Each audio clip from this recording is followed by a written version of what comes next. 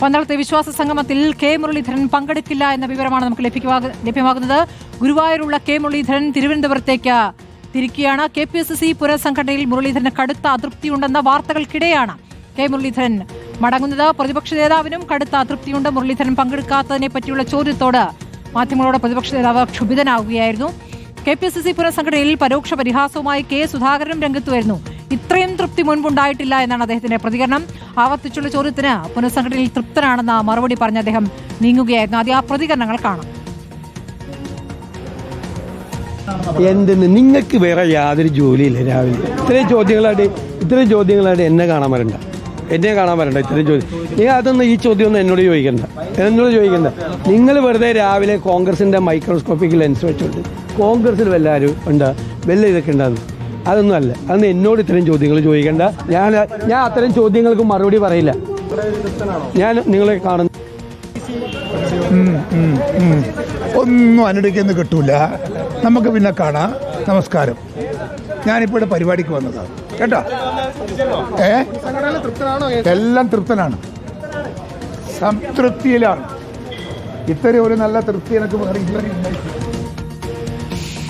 വിശദാംശങ്ങളുമായി റോഷിപാലുണ്ട്, അർജുൻ കല്യാണിനൊപ്പം ഗോകുലും. ആദ്യം റോഷിപാലിലേക്കാണ്. റോഷിപാൽ, ഇപ്പോൾ ഒരു യാത്ര തുടങ്ങുകയാണ് കോൺഗ്രസ്. അവർക്ക് കിട്ടിയ പ്രധാനപ്പെട്ട വിഷയമാണ് ശബരിമല സ്വർണ്ണക്കൊള്ള. അതിലൊരു യാത്ര നടത്തുന്നു. ആ യാത്രയുടെ ക്യാപ്റ്റൻ പാതി വഴിയിൽ മടങ്ങുന്നു എന്നുള്ളതാണ് മനസ്സിലാക്കാനാകുന്നത്. ഇതിൽ കെ മുരളീധരൻ എന്ത് പ്രതികരണമാണ് റോഷിപാൽ നടത്തുന്നത്? സ്മൃതി, KPCC 4 മേഖലാ ജാഥകളാണ് സംഘടിപ്പിച്ചത്. ആ മേഖലാ ജാഥകൾ മലബാറിൽ തുടങ്ങിയ മേഖലാ ജാഥയുടെ ക്യാപ്റ്റനാണ് കെ മുരളീധരൻ. മേഖലാ ജാഥകൾ ഇന്നലെ ചെങ്ങന്നൂരിൽ സമാപിക്കുകയും ചെയ്തു. ഇന്ന് നടക്കുന്നത് UDF നേതൃത്വത്തിലുള്ള പദയാത്രയും സംഗമവുമാണ്. അത് പന്തളത്താണ് സംഗമം. ചെങ്ങന്നൂരിൽ നിന്നും പദയാത്ര തുടങ്ങും. കെ മുരളീധരൻ ഇന്നലെ ചെങ്ങന്നൂരിൽ ജാഥ സമാപിച്ചിരുന്നത് തൊട്ടു പിന്നാലെ തന്നെ എല്ലാ മലയാള മാസവും ഗുരുവായൂരിൽ ദർശനം നടത്തുന്നത്. ആ പതിവ് പോലെ തന്നെ ഇന്നലെ അർദ്ധരാത്രി കഴിഞ്ഞാണ് ഗുരുവായൂരേക്ക് തിരിച്ചത്. ഗുരുവായൂർ ഏറെ വൈകി എത്തിച്ചേർന്നു. അവിടെ ദർശനം കഴിഞ്ഞ് വിശ്രമിക്കുകയാണ്. കെ മുരളീധരൻ ഇന്ന് ജാഥയ്ക്ക് എത്തില്ല. ഇവിടെയുള്ള പദയാത്രയ്ക്ക് UDF പദയാത്രയ്ക്ക് എത്തില്ല എന്ന തീരുമാനമെടുത്തത് വ്യക്തിപരമെന്നാണ് മുരളീധരൻ പറയുന്നത്. നേരെ മറിച്ച് KPCC പുനഃസംഘടനയുമായി ബന്ധപ്പെട്ട തർക്കങ്ങളല്ല. കാരണം ഇത് KPCCയുടെ പരിപാടിയല്ല, UDFന്റെ പരിപാടിയാണ്. തന്നെ പാർട്ടി ഏൽപ്പിച്ച ദൗത്യം അത് പൂർത്തിയാക്കി കഴിഞ്ഞു. ഈ സാഹചര്യത്തിൽ ഗുരുവായൂർ വരേണ്ടതുകൊണ്ട് ഗുരുവായൂർ വന്നു. ഇനി തിരുവനന്തപുരത്തേക്ക് മടങ്ങുകയാണ്. കാരണം സമയം കുറവാണ്. സ്വാഭാവികമായും തൃശ്ശൂരിൽ നിന്ന് ചെങ്ങന്നൂരിലേക്ക് പോയി പിന്നീട് തിരുവനന്തപുരത്തേക്ക് എത്തുക അത് ബുദ്ധിമുട്ടാകും. അതുകൊണ്ട് ചില വ്യക്തിപരമായ കാരണങ്ങളാൽ മടങ്ങുന്നു. കാരണം അത് UDFന്റെ പരിപാടി, ആ നിലയിൽ ആ പരിപാടി അവിടെ നടക്കുമെന്നാണ് മുരളീധരൻ പറയുന്നത്.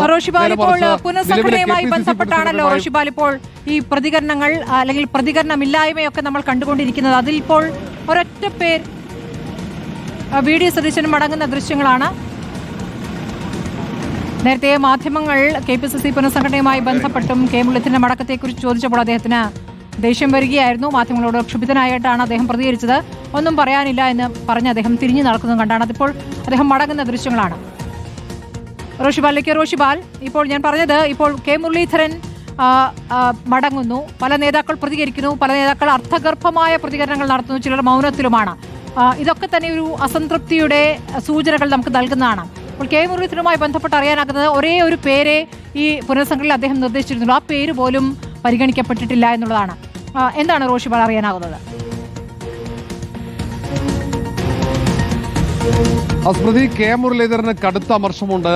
ഇത് ഒരു പേര് പരിഗണിക്കാത്തത് മാത്രമല്ല, തൃശ്ശൂരിലെ പരാജയത്തിന് കാരണമായ നേതാവിനെ ജനറൽ സെക്രട്ടറി ആക്കിയെന്ന പരാതി കൂടി കെ മുരളീധരനുണ്ട്. നേരത്തെ രാഷ്ട്രീയകാര്യ സമിതിയിൽ ജോസ് വെള്ളൂരിനെ ഉൾപ്പെടുത്തുന്നതിനുള്ള കടുത്ത വിയോജിപ്പ് കെ മുരളീധരൻ പ്രകടിപ്പിച്ചതാണ്.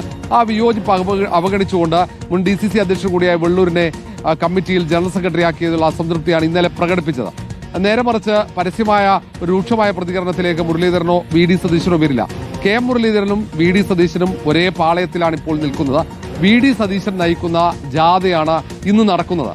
ഇന്നലെ KPCCയുടെ കെ മുരളീധരൻ അടക്കം 4 നേതാക്കൾ നയിക്കുന്ന ജാഥ ചെങ്ങന്നൂരിൽ സമാപിച്ചതാണ്.